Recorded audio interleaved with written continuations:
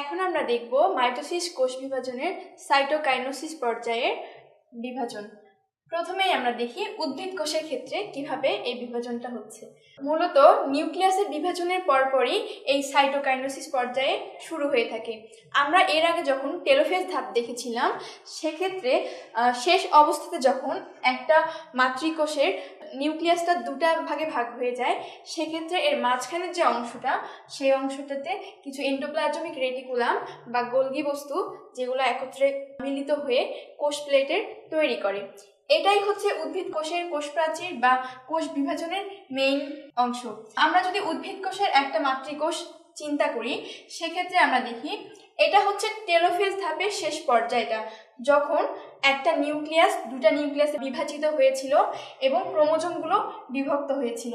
এখানে এই নিউক্লিয়াসের চারদিকে যে এন্ডোপ্লাজমিক রেটিকুলামগুলো রয়েছিল, সেগুলো বা কিছু গোলগি বস্তু যেগুলো ছিল, সেগুলো মিলিত হয়ে প্রথমে কোষ প্লেটের তৈরি করে এবং পরের পর্যায়ে গিয়ে এই কোষ প্লেটটা একটা প্লাজমা পর্দার সৃষ্টি করে, যেটা পরবর্তীতে পরিবর্তিত হয়ে একটা পূর্ণাঙ্গ কোষ প্রাচীর তৈরি করে এবং যার মাধ্যমে খুব সহজেই একটা উদ্ভিদ মাতৃকোষের দুটা নিউক্লিয়াস পরস্পর থেকে সম্পূর্ণরূপে আলাদা হয়ে দুটা অপত্য কোষ তৈরি করে।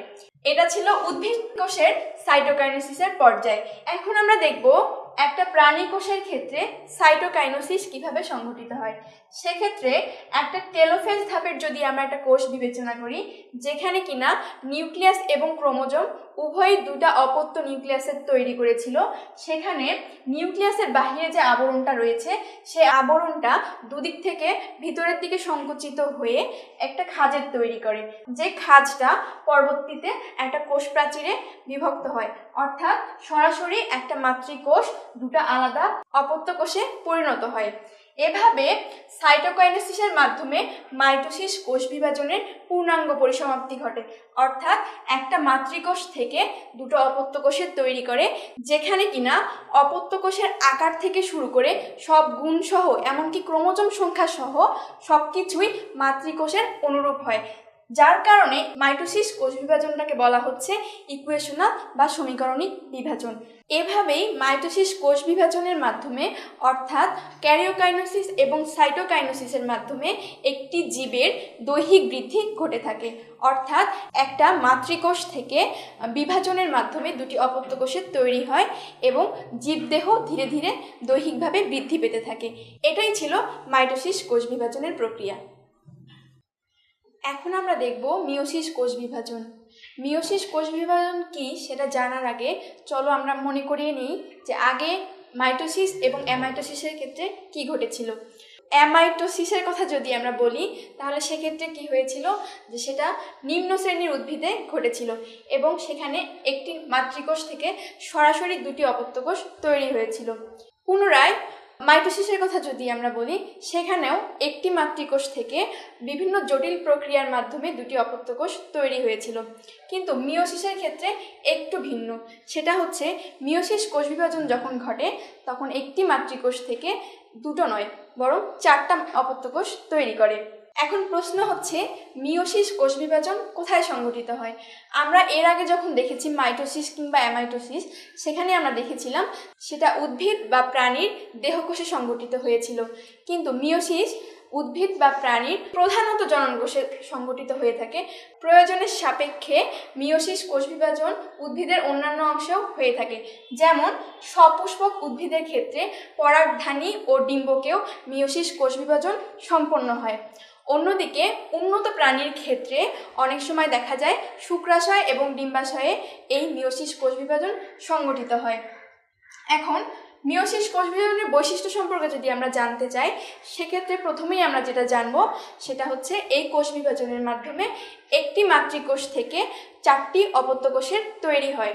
দ্বিতীয়ত যদি আমরা জানতে চাই, সেক্ষেত্রে কি এখানে কোষ বিভাজনের সময় নিউক্লিয়াস দুবার পরপর বিভাজিত হলেও ক্রোমোজোম যে সংখ্যাটা রয়েছে সেটি একবারই বিভাজিত হয়।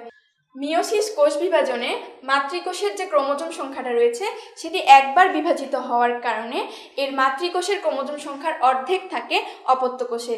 তাহলে আমরা মিওসিস কোষ বিভাজনের বৈশিষ্ট্য থেকে কি জানতে পারলাম? সেটা হচ্ছে এই কোষ বিভাজনটাতে একটি মাতৃকোষ বিভাজিত হয়ে 4টি অপত্য কোষ তৈরি করবে, যেখানে অপত্য কোষের ক্রোমোজোম সংখ্যা মাতৃকোষের ক্রোমোজোম সংখ্যার অর্ধেক থাকবে। এখন আমরা দেখব যে এই মিওসিস কোষ বিভাজন কিভাবে সংঘটিত হয়। প্রথমেই জেনে নিই, মিওসিস কোষ বিভাজনে একটা মাতৃকোষ পরপর দুবার বিভাজিত হয়। যখন মাতৃকোষটা প্রথম বিভাজিত হয় তখন সেটাকে বলা হচ্ছে মিওসিস 1 বা প্রথম বিভাজন। এই বিভাজনটাই মেইনলি মিওসিস কোষ বিভাজনের প্রধান অংশ, কেননা একটা মাতৃকোষ যখন এখানে বিভাজিত হয় তখন নিউক্লিয়াস এবং ক্রোমোজোম উভয়ই অর্ধেক হয়ে যায়। অর্থাৎ একটা মাতৃকোষে যদি 4টা ক্রোমোজোম থাকে তাহলে অপত্য যে 2টা কোষ রয়েছে সেখানে প্রত্যেকটিতে 2টি করে ক্রোমোজোম থাকবে, অর্থাৎ মাতৃকোষের ক্রোমোজোম সংখ্যার অর্ধেক। এটা হচ্ছে মিওসিস কোষ বিভাজনের প্রথম বিভাজন, অর্থাৎ মিওসিস 1। এই মিওসিস 1-এর উপর ভিত্তি করেই মিওসিস কোষ বিভাজনকে বলা হয় হ্রাসমূলক বিভাজন, কেননা এখানে ক্রোমোজোম সংখ্যা মাতৃকোষের ক্রোমোজোম সংখ্যার থেকে অর্ধেক হয়ে যাচ্ছে। এর পরের যে ধাপটা রয়েছে সেটাকে বলা হচ্ছে মিওসিস 2। এই বিভাজন অংশটুকু একেবারেই মাইটোসিস কোষ বিভাজনের মতোই, কেননা এখানে মিওসিস কোষ বিভাজনের প্রথম বিভাজনে যে অপত্য 2টো কোষ রয়েছে এই অপত্য 2টি কোষ প্রত্যেকেই পুনরায় আরেকটি মাতৃকোষ হিসেবে বিভাজিত হয়। সেক্ষেত্রে মাইটোসিস কোষ বিভাজনের মতোই এখানে নিউক্লিয়াস এবং ক্রোমোজোম একবারই বিভাজিত হয়, যেখানে এই যে অপত্য কোষটা রয়েছে এই অপত্য কোষটা মাতৃকোষ হিসেবে ব্যবহৃত হয় এবং সেখান থেকে পুনরায় 2টি অপত্য কোষ তৈরি হয়, যেখানে মাতৃকোষের ক্রোমোজোম সংখ্যা এবং অপত্য কোষ দুটোর ক্রোমোজোম সংখ্যা একই থাকে। একইভাবে মিওসিস কোষ বিভাজনের অপর যে অপত্য কোষটা রয়েছে সেটিও মাইটোসিস কোষ বিভাজনের মতোই একটি মাতৃকোষ থেকে পুনরায় 2টি অপত্য কোষে তৈরি করে।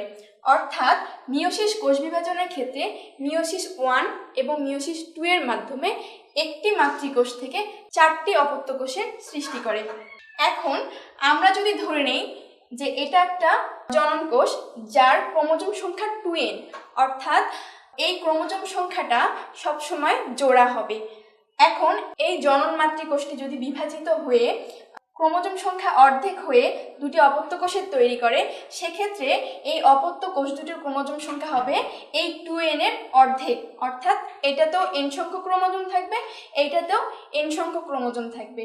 কিন্তু দ্বিতীয় যে বিভাজিত অংশ রয়েছে অর্থাৎ মিওসিস 2, এক্ষেত্রে এই অপত্য কোষ দুটো যখন মাতৃকোষের ভূমিকা পালন করবে সেক্ষেত্রে এখান থেকে শ্রেষ্ঠ যে অপত্য কোষ দুটো রয়েছে সেখানে এই মাতৃকোষের ক্রোমোজোম সংখ্যা অর্থাৎ n এর সমান সংখ্যক ক্রোমোজোম সংখ্যা থাকবে। এভাবেই মিওসিস কোষ বিভাজনের মাধ্যমে কোনো জীব বা উদ্ভিদের বংশ পরম্পরায় তাদের বৈশিষ্ট্যগুলো অক্ষুণ্ণ রাখে, কেননা একটি জনন মাতৃকোষের ক্রোমোজোম সংখ্যা যখন 2n থাকে সেটা যদি একটা ধরে নেই সেটা যদি একটা শুক্রাণু অথবা ডিম্বাণু হয়, সেক্ষেত্রে একটা শুক্রাণু 2n এবং আরেকটা ডিম্বাণু 2n এর সাথে যুক্ত হয়ে 4n সংখ্যক ক্রোমোজোম সংখ্যা হয়। কিন্তু সেক্ষেত্রে তাহলে কি হচ্ছে, মাতৃকোষের ক্রোমোজোম সংখ্যার থেকে অপত্য কোষের ক্রোমোজোম সংখ্যা দ্বিগুণ হয়ে যাওয়ার কারণে বংশ পরম্পরার যে বৈশিষ্ট্যগুলো রয়েছে সেগুলোর ধারাবাহিকতা বজায় থাকে না। এখন আমরা সেটাই চিত্রের মাধ্যমে দেখার চেষ্টা করব। এর আগে আমরা দেখলাম যে মিওসিস কোষ বিভাজন উদ্ভিদ কিংবা প্রাণীর জনন কোষে হয়ে থাকে। এখন এটা মিওসিস কোষ বিভাজন যে উদ্ভিদ এবং প্রাণীর জনন কোষে হচ্ছে সেক্ষেত্রে কিভাবে প্রজাতির ধ্রুবতা বজায় থাকছে এই মিওসিস কোষ বিভাজনের কারণে, সেটাই আমরা চিত্রের সাহায্যে দেখার চেষ্টা করি। আমরা মনে করি যে কোনো একটা প্রাণী বা উদ্ভিদের যে জনন কোষ রয়েছে অর্থাৎ শুক্রাণু এবং ডিম্বাণু, এই দুটার আমরা নিষেক দেখব। এখন যদি মিওসিস কোষ বিভাজন না ঘটতো সেক্ষেত্রে কি হতো সেটা আমরা পরে দেখছি। আগে আমরা দেখি যে মিওসিস কোষ বিভাজনের মাধ্যমে কিভাবে এই ধ্রুবতাটা বজায় থাকছে। তাহলে যখন কোনো জনন কোষ থেকে কোনো গ্যামিট আসলো অর্থাৎ শুক্রাণু এবং ডিম্বাণু, সেখানেই মিওসিস কোষ বিভাজনটা ঘটছে।